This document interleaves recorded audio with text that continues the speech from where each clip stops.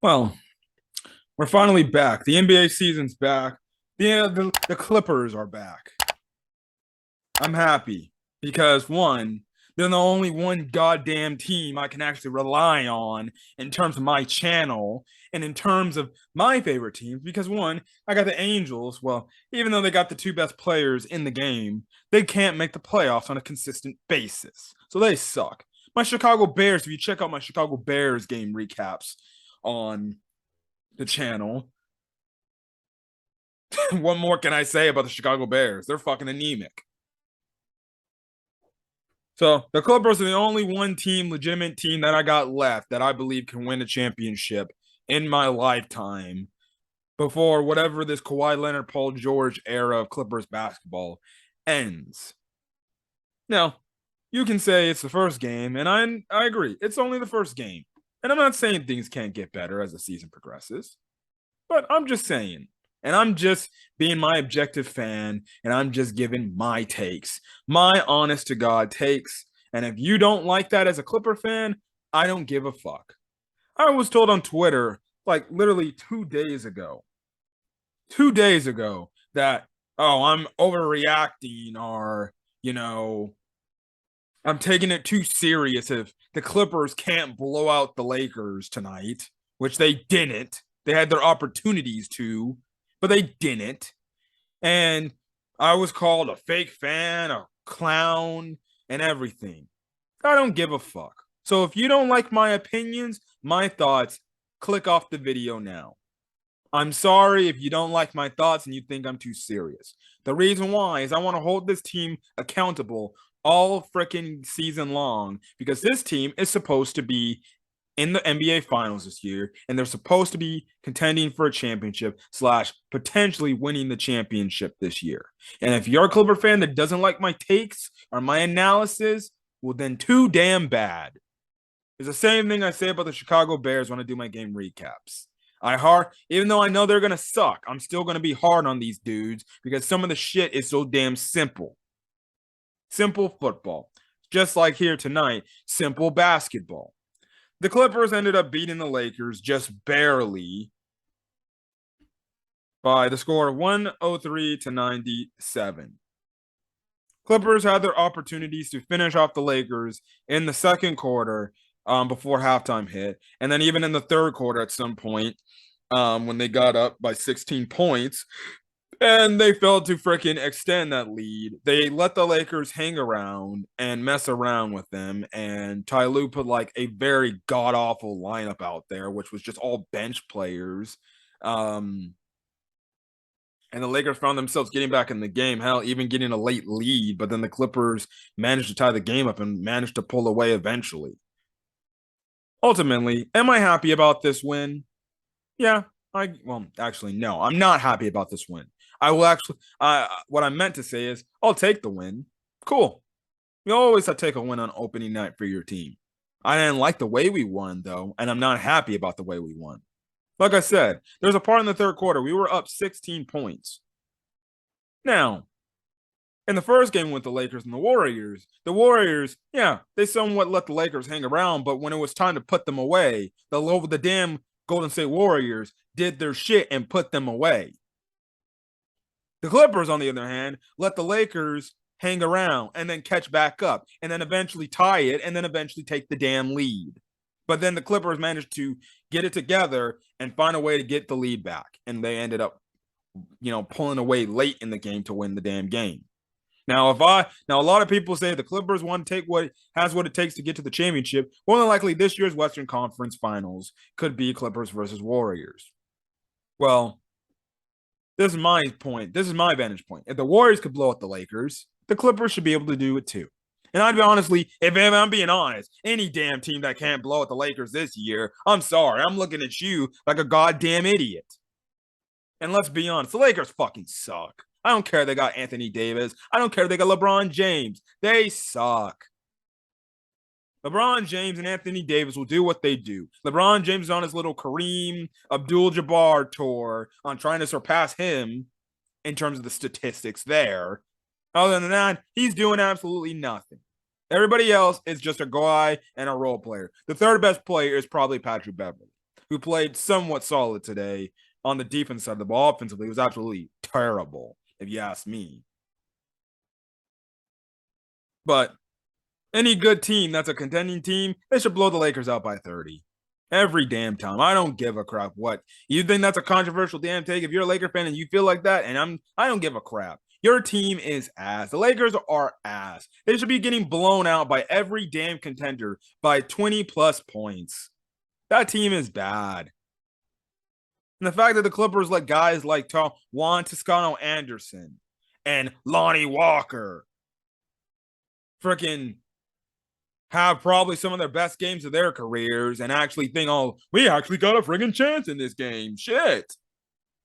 Which, that's a Clippers versus Lakers staple. Every damn time this team, the Clippers, play the freaking Lakers, we always have that one random ass player that randomly just goes off for no damn reason because the Clippers fall asleep on defense and they can't guard these guys.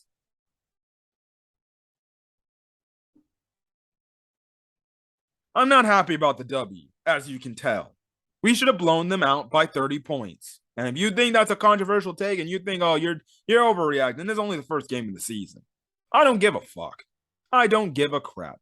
Fan how you want to fan, Clipper fans. If you freaking want to be the passive approach and the pacifist type of Clipper fan, go right ahead. I'm not going to judge you. I'm just going to say, preferably, I didn't like this win.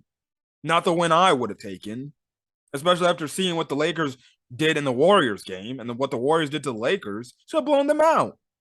That's what I think the Clippers should. They should have blown them out by 20 plus points, if not 30 points. That there was the moment in the third quarter they could have did that. But they didn't. They let the Lakers hanging around, taking very bad, ill-advised shots. Some of the similar things I've honestly been seeing from the Clippers the last few years when it comes to keeping these teams in the ball game instead of just putting them away. Taking very bad shots, chucking up threes, forcing shots, sometimes being lackadaisical and lazy on defense. Simple. Before the season started, Kawhi pretty much made a quote of saying the team wasn't ready yet to contend. They weren't ready yet in his eyes, and he damn well is not. He's damn well right. They didn't look like a team that should be contending for a championship. They have to play better. It was an ugly win. I'll take it, but they got to play better. They have to play better. Like, for example, an area where they got to play better, when you look at the team stats, they got to be better at the free throw line. They got to be better at the free throw line. There's too many times with the Clippers, they miss one and then they make one, or they miss both. And it's always the whole thing is like, well, if you made the first one, you made one, why can't you make the other one? The Clippers were 20 of 31 from the free throw line. That is 64.5% from that's 64.5%. That's not good enough. You just hit 25 out of those 31 free throw attempts. Score is massively different. And who knows? That's a blowout then. See what I'm getting at? The turnovers. Absolute dog shit. I understand. First game of the season, you might be prone to happening. But 22 turnovers compared to, the Lakers' measly 9 turnovers. Surprisingly, we had 21 points off their turnovers. They only had 10 because they were always bricking shots. Hell, I was shocked. For once, we actually out-rebounded a team. Out-rebounded them 48-30. I'll freaking take it. We had 10 offensive boards. I'll say this. The rebounding looked really pretty good. In some cases, it did look atrocious, but whatever, I'll take it. But like I said, going back to the turnover stuff, that's got to be cleaned up. Some of these turnovers were just terribly bad. Like, terribly bad. Paul George is obviously the main culprit of some of them. He had a few turnovers that I'm like just scratching my damn head. And like I said, I'll get to Paul George in a minute. Paul George absolutely sold this game. But other than that, the friggin' Clippers, they didn't really impress me. And that at times, defense got lackadaisical, and they fell asleep, especially when we were up big. You need defensive stops to put them away, especially when your offenses can't freaking buy a basket to save their life. And it kept the Lakers in the game. Just looking at some of the stats. Okay, Anthony Davis, he got 25. But LeBron James, he got 20. Surprisingly, they actually did pretty solid on those dudes. Mostly because both those guys weren't making their shots. They're actually missing their shots. You held Russell Westbrook to 0 of 11. Oh, please, Lakers. Don't trade him. Keep him. Please keep him. I would love Russell Westbrook to stay on for another 10-year year for the Lakers. You'd love him, please. Don't trade him away. He wants to be there. Yeah. Another reason why Laker fans and the Lakers more than likely want to trade his ass away. You went 0-11. He was terrible. Only got 2 points off a free throw shot. So whatever. Patrick Beverly, who, yeah, we officially hated Patrick Beverly now. Honestly, if you ask me, I started hating him after he freaking talked his shit against us after his Timberwolves at the time beat us in the playing game. Now, I understand. The Clippers traded you away because they thought you were just an injury-prone player, which is true. But regardless, still, this is the team that actually made you somewhat relevant and everything, but I digress. Whatever. But yeah, he was 1 of 7, 1 of 6, 5 points. Didn't really do anything, for being honest. Didn't really do anything. Lonnie Walker Jr., 26 points. You see what I fucking mean, guys? You see what I mean? It's every time we play the damn Lakers, we let some random guy just go off for how many points more than he averages in an entire season. Tonight was Lonnie Walker Jr. At some point, can we get a freaking Clippers-Laker game where the Clippers actually play defense on the role players for once and don't let one of the role players go off for almost 20-plus points? Dude was leading the team in scoring, and you let Lonnie Walker do that. I expect LeBron James to be the one leading the team in scoring, but Lonnie Walker Jr., the 4? Come on, man. He was a buster on the Spurs. Same thing here. He's a buster. He's a nobody. He's just an average to below average player in the NBA. Means nothing. How the hell you let this guy drop 26 points? No fucking clue. Matt Ryan, not the quarterback, Matt Ryan. 5 points. Like I said, Juan Toscano-Anderson, 8 points. He had some solid defense. I ain't gonna lie. And that's one of the defense freaking Paul George was getting locked up by. If it was not Patrick Beverly, he was getting locked up by this guy. And everybody else, Damon Jones, 2 points. Reeves, 4 points. Kendrick Nunn, 7 from the field, 0 points. Yeah, Kendrick Nunn, chase it. Whatever. I'm not talking about the damn Lakers. Lakers suck ass. See what I mean? Only guy I'm really pissed about on the Lakers that scored much more than their average is Lonnie Walker Jr. Other than that, I thought the defense to some extent was actually fairly solid when they weren't going on a run and they were actually playing solid enough defense. Let's go to the damn Clippers. Marcus Morris at 14 points, solid. There were some shots that I didn't like him taking, but solid. He was kind of non-existent to me. I'll take what he had, but okay. Norman Powell, man, the last few games he's had as a Clipper, actually, no, the last 2 games, the Pelicans playing game and this game, not good. He has not looked impressive, and I'm not going to lie, he was ass this game. He was 2 of 8 from the field, missed 2 threes, only at 9 points.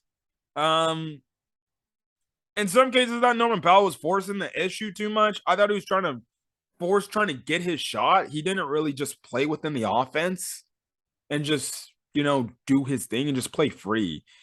He really felt like he was forcing stuff. I thought he could have played a little bit better, man. I really thought he could have played better. Hopefully Norman Powell turns around. I think he's a solid piece for us. Definitely gotta play better. It was not the last 2 games, this and then the Pelicans playing game, he has not played really well. I really do feel like he's trying to force shots. Just play free, man. You'll be good. Surprisingly, Zubac actually was freaking great tonight. I'm not gonna fucking bullshit you. Now, if you've seen my thoughts on Zubac on Twitter or something like that, holy hell. My God, I ripped Zubac apart. There was one critique I made about Zubac. I think he still has butterfingers because he still can't catch. He still can't catch a very fast action pass, on a pick and roll or something like that. But I gotta give credit to Big Zoo. Zoo showed up tonight. He actually played a really good damn game. He got 17 boards. 17 boards? I need that every night from him. Yeah, 14 points, 6 of 6 from the field. I'll take that, honestly. I'll take that. 14 and 17, I'll take it from your center. Now, I don't think he's all this and that, but if he's giving me this, I'll take it. And then, the way I watched him play defense tonight, he was pretty damn solid. He was pretty damn solid. In some cases, he did really good guarding on Anthony Davis. There was times he would switch upon a guard and he actually had solid defense. He looked good. And I'm like, okay, if we're going to get this type of Zubac, which is consistent offensively and defensively, and even in the rebounding game, I'll take it. I will take it. That's what I want to see out of him. The reason why I get on Zubac is because he's inconsistent. One game, he's like this tonight, where he's really solid defensively, he's rebounding the ball, and he's honestly solid offensively. And then you'll turn around the next game, which we got the Kings next week, or this upcoming Saturday, and then guess what? He'll sting up the joint against the Kings, and I'm like, sit his ass down. He shouldn't be in the game. But Big Zoo, he played a solid game. I ain't gonna lie. I am not going to lie. I like Zoo's play. If he can freaking play like this all season long, now then guess what? I'll be off the Zoo hate train. But there's no guarantees about that, guys. So let's get things. He's very inconsistent. I need to see consistency. That's what I need to see.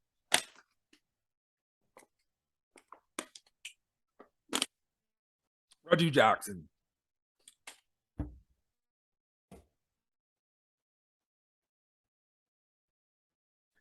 Somebody please tell Reggie Jackson that this is not the 2021-2022 season. This is the 2022-2023 season. You got Paul George back. You got Kawhi Leonard back too. Tell him he doesn't need to freaking ball hog and dribble all the time and freaking just jack up shots. Reggie Jackson was awful tonight. There was times he was jacking up shots, and I'm like, bro, what the fuck? No, he did make a one late three, but still. On a full healthy Clippers team, he's just a spot-up three-point shooter for you. He's just a spot-up three-point shooter. And that's kind of the thing. That is kind of the thing there. And that's how it needs to be. He shouldn't have to dribble. Like there was one possession. He was just dribbling. And I'm just like, get the ball out of your hands and pass it to somebody else. For the love of God, Reggie. He just was dribbling. I'm like, dude, it's not last year. You don't have to be the primary ball handler. Which, John Wall, which we'll talk about. I thought he had a solid game too today. Which, like I said, the more solid game John Wall built, I'd rather have Reggie Jackson come off the bench. But, that's the thing. Reggie Jackson needs to understand that his role is not what it once was. It's not the freaking I can go iso ball and freaking just chack up something and hope it goes in. No. You got Kawhi, you got Paul George back now off their injuries. Freaking be the spot-up three-point shooter that he was good at. He was good at being a spot-up three-point shooter, and that's honestly the best form of Reggie Jackson. If it's a Reggie Jackson that's dribbling for damn near almost 3, 4, 5 seconds in the shot clock, then that's when we got a freaking problem. So please no more of that, Reggie Jackson. Just be spot-up Reggie Jackson. And like I said, eventually, John Wall will eventually take the starting point guard position over Reggie Jackson. Paul George, number 2 star. He sold this game. He did not particularly play well. He finished with 15 points, but he was a god-awful from the field. Only made 2 threes, 2 of 7 from 3, 4 of 12. He's got to play better. If we didn't have Kawhi this game, we would have lost this game. And if the Lakers hit some shots that they were missing, yes, they win that game. Paul George was terrible. He was terrible. Now, I'm not saying he can't turn it around. He can definitely turn it around. But performances like this, you can't have this type of stuff. You can't have this. That was an anemic performance. Like, literally horrible. Like, Come on, man. He's got to play better. That's why he needs to make it up on Saturday against the Spurs. Not the Spurs, the Kings. He got to have a good game against the Kings. Otherwise, I'm going to have a freaking problem. Did not like his play tonight. Batum, he barely got any minutes. He only got 10 minutes. He didn't really do anything, so I can't really assess his play. I thought he played solid defense. Got 5 rebounds. Fine for the most part. I can't really vote. Covington, he got 14 minutes. He missed all his shots. Made the last 2 free throws to end the game. Defensively, he made some good defensive plays. Offensively, just like a few of these other players, like Paul George, for example, he was also checking up. He's another guy that was checking up shots, and Reggie Jackson and Norman Powell just chucking up shots. He doesn't have to chuck up shots, but he's typically a 3-point shooter. He's more of another spot up guy that somebody leaves him up and he can make a good 3. But hey, Covington, I thought he was all right for the most part, whatever. But right there, Kawhi Leonard played 21 minutes. He was 6 of 12 from the field, made one of his threes, at 14 points. I thought Kawhi Leonard looked pretty good. I honestly did. Coming off the injury and only on the roll coming off the bench, which I'm still kind of questionable about, but okay, whatever. I thought he was fine. I'm cool with it. Kawhi Leonard played like Kawhi Leonard. I thought he was solid. Definitely, I would say probably the second best player tonight, other than Zoo. And then the next guy, John Wall, played 25 minutes. He closed out the game, and I thought, in a way, in some cases, he ran the offense and slowed things up a lot more efficiently. He had 15 points, 4 rebounds, 3 assists, 7 of 15 from the field. I thought he was good. He definitely forced the issue, and he definitely pushed the ball down the floor, and he got some good layups and everything. He was like 3 of 3 to start off the game. He was very impressive. I was like, yes. My boy DJ Primal, he loves himself some John Wall. So there's your shout out, DJ. But I liked his play. Honestly, I was cool with it.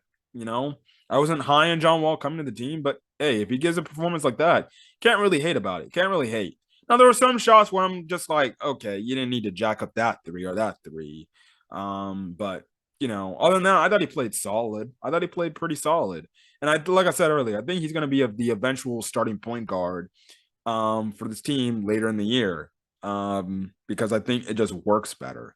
And the more he plays with Paul George and Kawhi, and the more he builds a chemistry with them on the court, well, then I think he'll definitely be good. But I definitely did like this game for his confidence. Like, you could tell, like, he started to get his confidence back. I also did like the fact that he did take some pretty good mid-range shots, and he was actually making them on a consistent basis.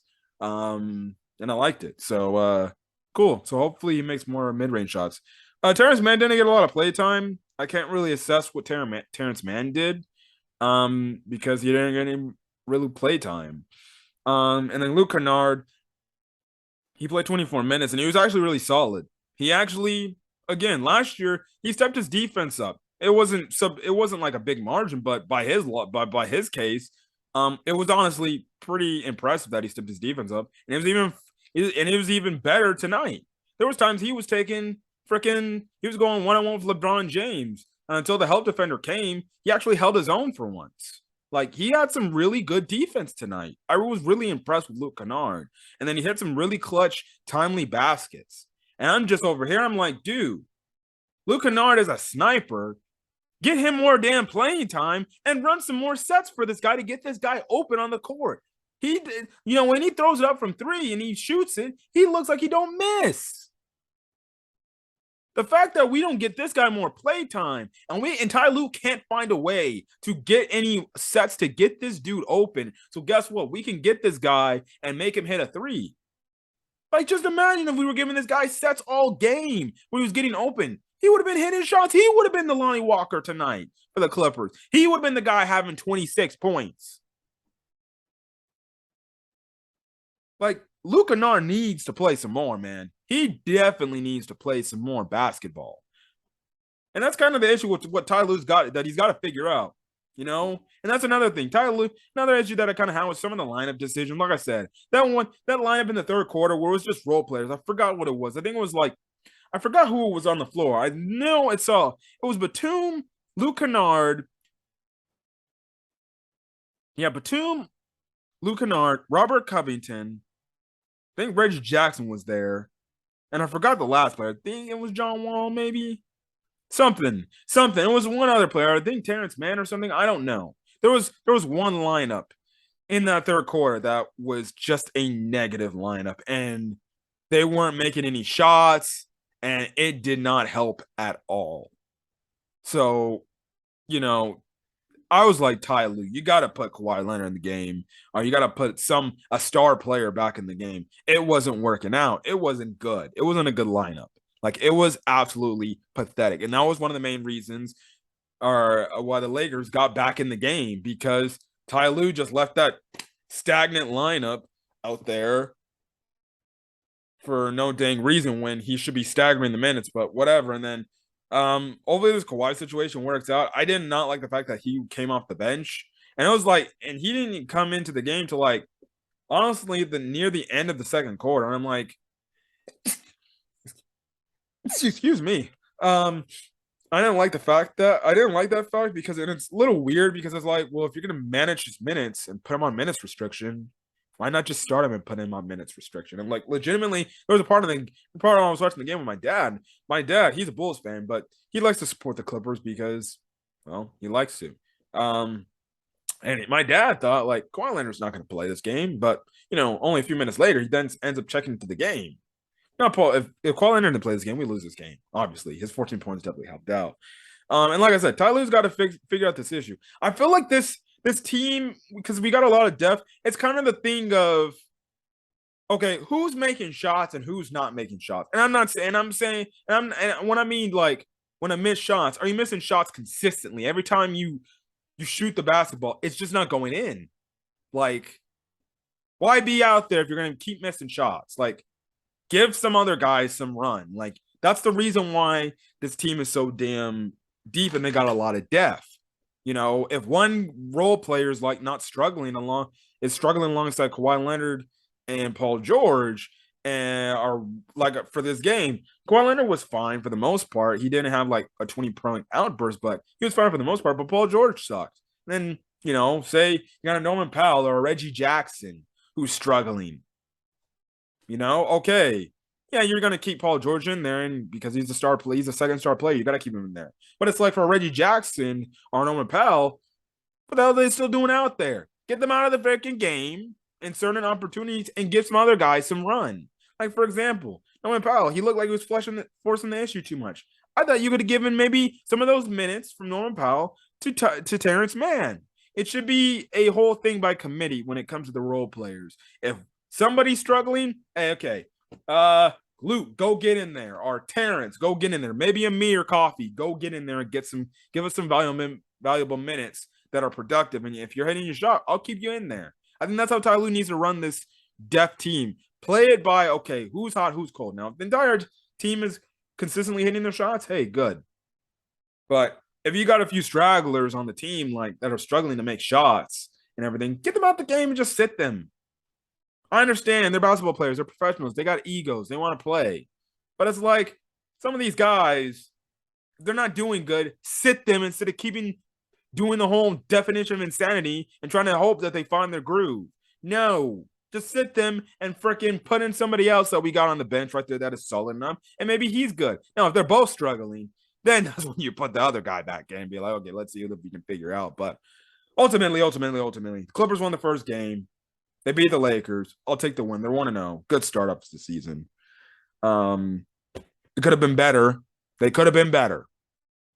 I wanted a blowout, but I didn't get it. But guess what? I'm not going to make it like it's the end of the world or the season's over and then we should trade this person. Because that's what I was told in response to the tweet I gave out, thinking that, oh, the season will be over and everything, when guess what? Words get misconstrued and everything, and bunch of other stuff. But whatever.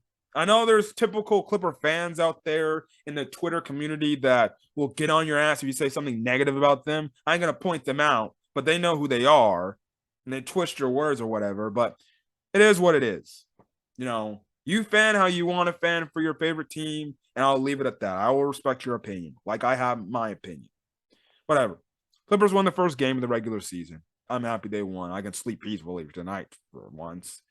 And the next game is Saturday against the Kings. I just want the Clippers not to have as many turnovers, play better defense, especially in situations, and better offense from certain players. And also, like I said, have better offensive moments. Like, there's moments in this game, they looked like the team that I expected them to look. And then there's moments where they just looked terrible. Can't have that happen. They got to look consistent on all ends throughout the game. And like I said, number one important thing, you have a chance to blow out the Kings next week or this Saturday, and at a point in the game, blow them out, finish them off, extend the lead. Don't let the Kings hang around. I'll be back with Clippers game recap Saturday night after the Kings game and everything. So yeah, and also too, thank God. I want to hear the Clippers broadcast. I want to hear Brian Seaman and Jim Jackson. My God, holy hell, man! I was watching that TNT broadcast. Good heavens, do I hate watching the national broadcast when the Clippers only play on national TV. Like, holy hell, man. I get sick and tired of it.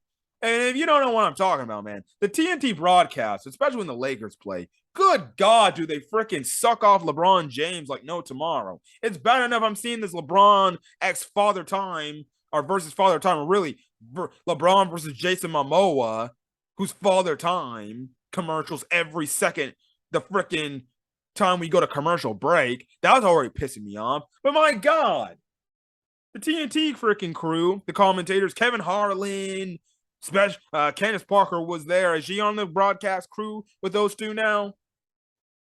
I like her because I'm a Chicago Sky fan. But my God, was she a dick rider for LeBron James tonight and everything? And then I didn't like the comment.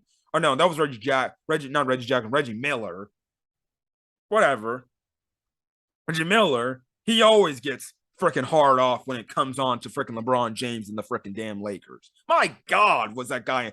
Man, I understand. When I was younger, I didn't mind Reggie Jackson's takes. Now I'm like, holy shit, this guy, Reggie Miller is terrible at his job. Good God. He needs to do what, frick, what was his name?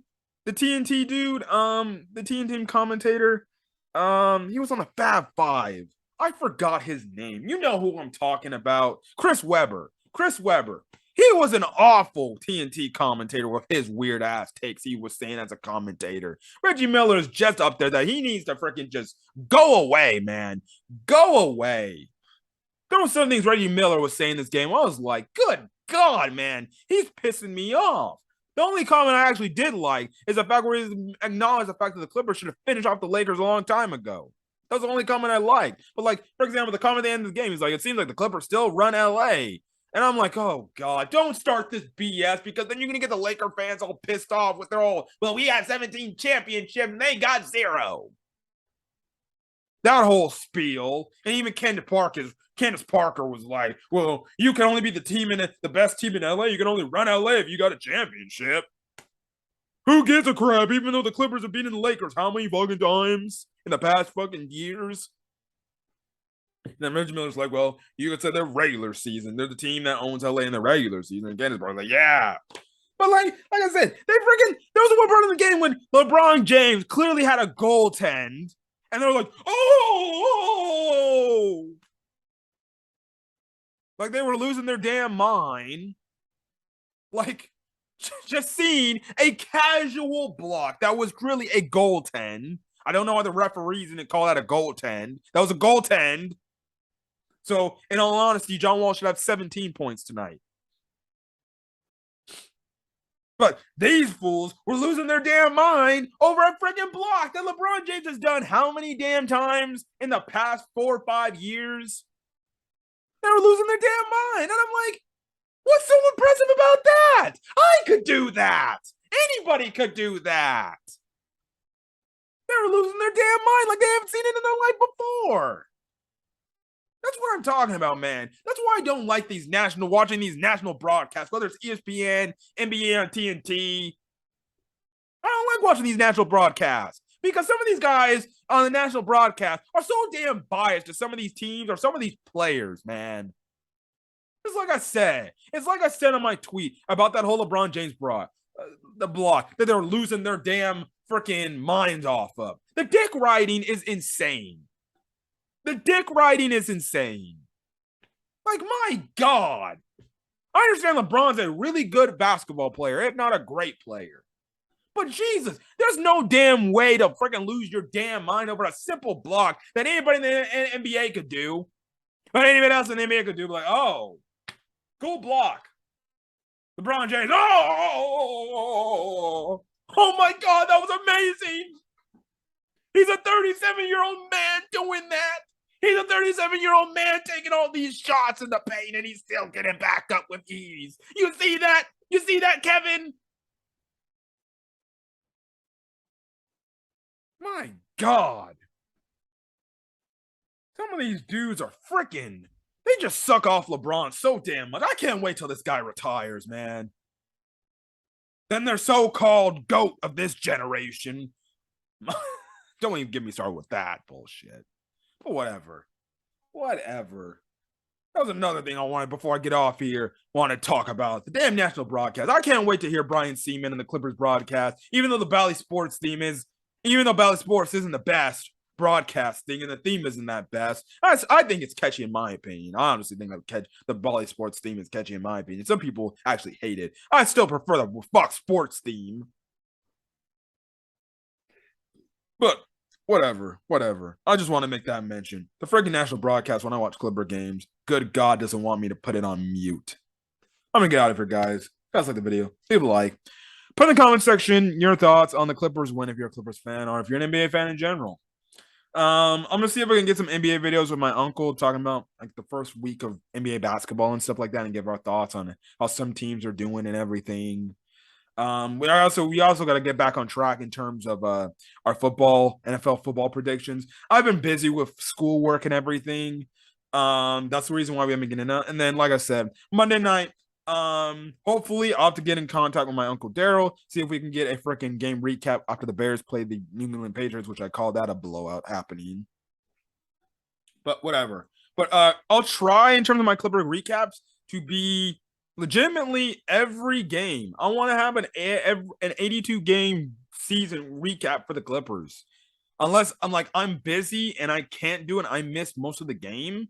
Then I'm probably not going to do that.